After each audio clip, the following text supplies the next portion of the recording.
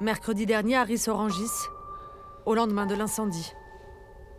Zora, la maman d'une locataire, a vécu de longues heures d'angoisse. À 4 h du matin, j'ai trouvé plein d'appels. 1h18, 1h19. C'est la voix de ma fille. L'immeuble est en feu. Attendez. Un message qu'aucune mère ne souhaite entendre. Attendez. Maman, je suis désolée pour tout ce que je t'ai fait et tout ce que j'ai pu dire. Ça se trouve, ce soir, j'ai peut-être crevé, on sait pas. L'immeuble d'Adam, il a pris feu et là, on est dans la merde. Je vois les flammes. Je suis désolée, je voulais tout se passer. Bon courage, je t'aime. Bisous. Message reçu. Mais Inès, 20 ans, a survécu. Je me revois en fait. Je me vois être totalement perdue en plein milieu. Enfin, c'est passé tellement vite que... Et juste pensé à ma mère, je me suis dit, il faut que je l'appelle et c'est tout. Inès a été alertée par une masse de fumée noire pénétrant son appartement. Elle s'est réfugiée sur un rebord de fenêtre, 40 cm de largeur, au 7e étage de l'immeuble. Le feu est en train de tout détruire. Les flammes, en fait, elles ont commencé à avancer dans notre direction. On s'est accroupi, en fait, du coup, il y avait le rebord là, il y avait le rebord là, on s'est accroupi ici, on se tenait, en attendant les pompiers. C'est horrible quand même. Qu'est-ce qui m'a épargné? Parce que moi, j'étais au 7e étage, en fait. J'étais au 7e, j'ai une peur panique du vide. Et pourtant, j'ai tenu. Mais je sais même pas comment. C'était dans la nuit de lundi à mardi dernier. Un incendie d'une violence inouïe se propage dans un immeuble du 16e arrondissement de Paris. Près de 250 pompiers arrivent sur les lieux. C'était des moments très douloureux, des cris, c'était atroce. Voilà. Si l'on en croit plusieurs témoins, le feu serait parti du 2e étage, avant de se propager dans l'escalier, jusqu'à ravager complètement les 3 derniers étages de l'immeuble, puis le bâtiment tout entier. J'ai attendu jusqu'à ce qu'un pompier vienne enfoncer la porte, puis il m'a sorti par la cage d'escalier. L'immeuble donnant sur une cour. Les pompiers ont eu toutes les peines du monde pour passer leurs échelles. Après 5 heures de lutte, ils réussissent à sortir 50 personnes des flammes. Moi, j'étais au 7e, j'étais au rebord. J'ai vu une femme aussi, elle criait, elle brûlait vive. Le bilan est lourd. 10 morts, 96 blessés, dont 8 pompiers. C'est l'incendie le plus meurtrier à Paris depuis 14 ans. La principale suspecte est une habitante de l'immeuble. Elle s'appelle Essia. Elle a été immédiatement interpellée en état d'ébriété, après avoir tenté d'incendier une voiture stationnée dans la rue. Elle aurait mis le feu à l'immeuble après une altercation avec un voisin, et son passé psychiatrique serait extrêmement lourd. Encore sous le choc, son ancien compagnon nous a ouvert sa porte. Moi, je suis abattu par ce qui s'est passé. Sa famille, moi-même, ça fait des années qu'on se bat pour qu'elle soit soignée. Je ne défends pas ce qu'elle a fait, mais je suis désemparé. Alors comment un tel drame a-t-il pu arriver? Aux abords de l'immeuble incendié, 2 jours après le drame, la rue est toujours bloquée. Seuls les résidents peuvent franchir le périmètre de sécurité. Annie, habitante du 1er étage, a tenté de retourner chez elle pour récupérer quelques affaires. Mais le bâtiment risque de s'écrouler à tout moment, alors pour éviter un nouveau drame, la police bloque l'accès. Annie repart les mains vides. Où vous allez? Vous êtes venu à SDF? Si vous avez personne, c'est horrible ça, hein? J'ai pas de papier sur moi, j'ai rien du tout, ni mon portable, ni rien du tout. Il lui reste une trentaine d'euros dans ses poches. Encore sous le choc, elle ne sait plus trop où aller. Comme par réflexe, elle se rend au marché à 2 pas de chez elle. Mais aujourd'hui, elle a perdu tous ses repères. Hier, je devais prendre mon travail, et finalement, avec cette histoire, c'est impossible. Je suis trop choquée pour reprendre mon travail, et j'ai pas de pied à terre, je peux pas, quoi. Voilà. C'est trop dur, là. Là, je sais pas, je peux pas. Impossible.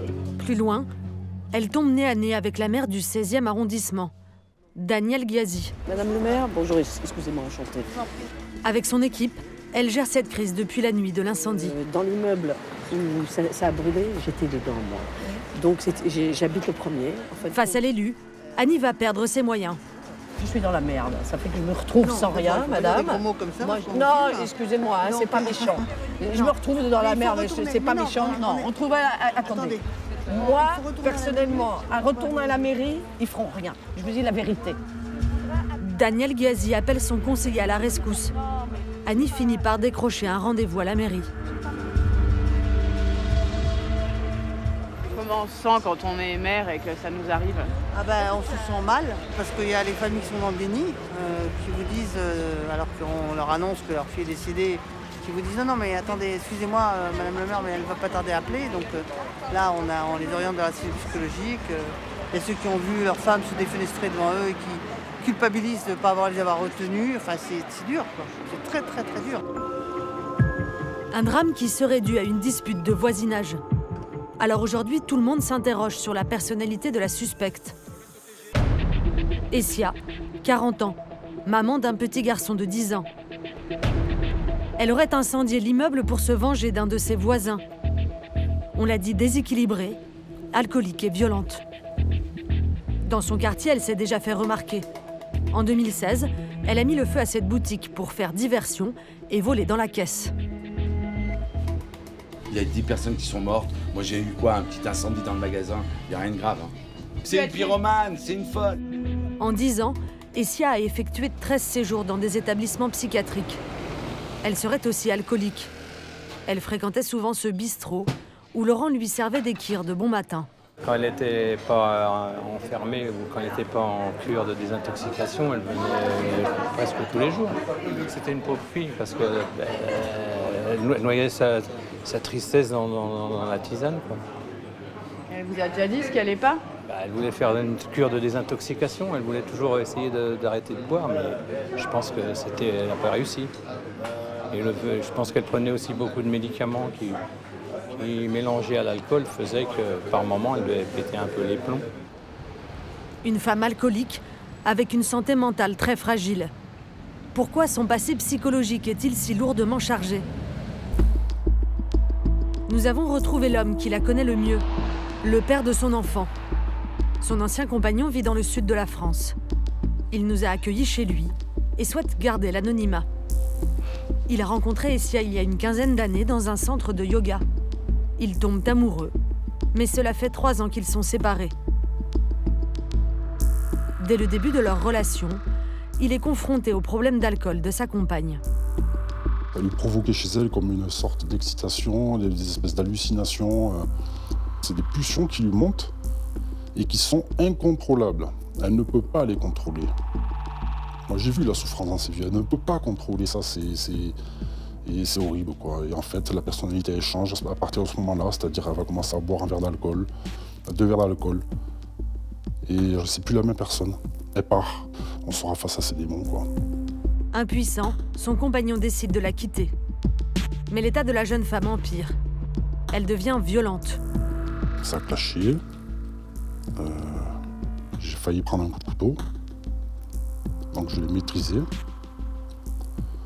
On a appelé les secours sont venus, la police est venue.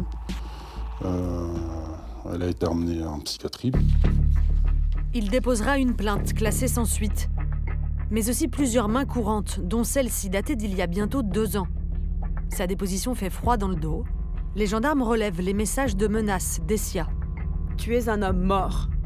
Tu n'as pas idée de ce qui va t'arriver. Tu vas crever ta mère. Tu vas pourrir, espèce de pourriture de merde. Avec mon passé psychiatrique, je ne serai pas longtemps en prison.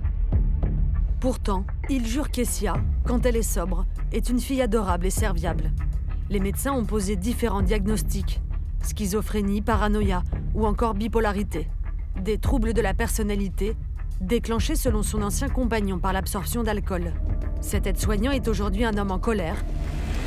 Essia n'aurait pas été suffisamment prise en charge. J'en veux aux institutions psychiatriques.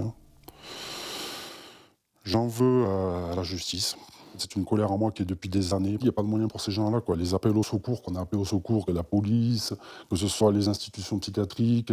On protège la société de cette personne pendant une dizaine de jours, 15 jours. Et puis voilà, mais il n'y a pas de traitement de fond. On est seul, quoi. Je sais que ça peut choquer des gens, mais voilà, moi je la connais. Pour moi, elle n'est pas responsable. C'est sa putain de maladie. S'il y avait des moyens pour prendre en charge ce genre de personnes, moi je pense que ça aurait pu être évité. Encore sous le choc, il nous montre un des derniers cadeaux offerts par son ex-compagne. Lors d'une de ses cures, Essia lui a fait un dessin qui exprimait son malaise intérieur. C'est une représentation de Saint-Michel l'Archange qui domine, qui maîtrise son inconscient. Donc on voit bien la symbolique. Avec derrière, un mot d'amour. À ce guide qui t'est si précieux pour toi. À toi, mon amour, je t'aime, Essia. Alors les médecins auraient-ils dû mieux détecter la souffrance de cette femme? Dans le sud de Paris, l'un des plus anciens hôpitaux psychiatriques de France. Tous les ans, 60 000 patients franchissent ces grilles. Essia connaît bien l'institution, elle y a été admise plusieurs fois. Pourtant, son psychiatre l'a jugée apte à sortir, 5 jours avant le drame. Le docteur Pierre de Maricourt est un confrère de son médecin référent. Soumis au secret médical, il ne peut pas commenter le dossier d'un patient, mais il reconnaît une responsabilité collective. Quand on évalue un patient et qu'on estime qu'il y a un risque pour autrui, un risque pour l'ordre public, on établit un diagnostic, on met en place un traitement et on organise tout un programme de soins. Il n'y a pas de durée limitée en fait dans les hospitalisations sous contrainte. C'est l'évaluation du psychiatre qui fait la durée et l'évolution du patient. La préfecture décide ou non de laisser partir les patients. Donc c'est une double décision médicale et administrative. Donc c'est une sorte de fatalité, quoi. On ne peut pas prévoir le passage. Si, c'est pas ce que j'ai dit. C'est pas ce que j'ai dit. C'est on a des facteurs de risque qui permettent d'établir que une personne peut présenter une certaine dangerosité, d'accord. Mais en effet, on ne peut pas prédire tout comportement humain, évidemment. D'après lui, stigmatiser les malades psychiatriques, c'est aller trop vite en besogne. La patiente de cet hôpital avait aussi des crises liées à son addiction à l'alcool. L'ivresse pathologique, c'est une réaction à l'alcool qui est marquée par des accès de violence, une désinhibition, une perte de contrôle, souvent avec une amnésie de l'épisode. On voit en expertise qui ne se souviennent pas de ce qui s'est passé. C'est un grand classique. On sait que alcool plus maladie mentale, on multiplie vraiment le risque de passage à l'acte. Un passage à l'acte qui a fait 10 morts, 96 blessés et une centaine de personnes traumatisées par des scènes insoutenables. En France, plus de 23 000 malades psychiatriques représenteraient un danger pour notre société. Inès, la jeune rescapée, a du mal à effacer les images du drame. Sa colère est dirigée contre la suspecte. Qu'est-ce que tu veux qu'on fasse? Elle a bousillé ma vie. Elle a bousillé ma vie. Tout ce que j'ai essayé de construire, c'est parti. Mon identité, elle est partie en fait.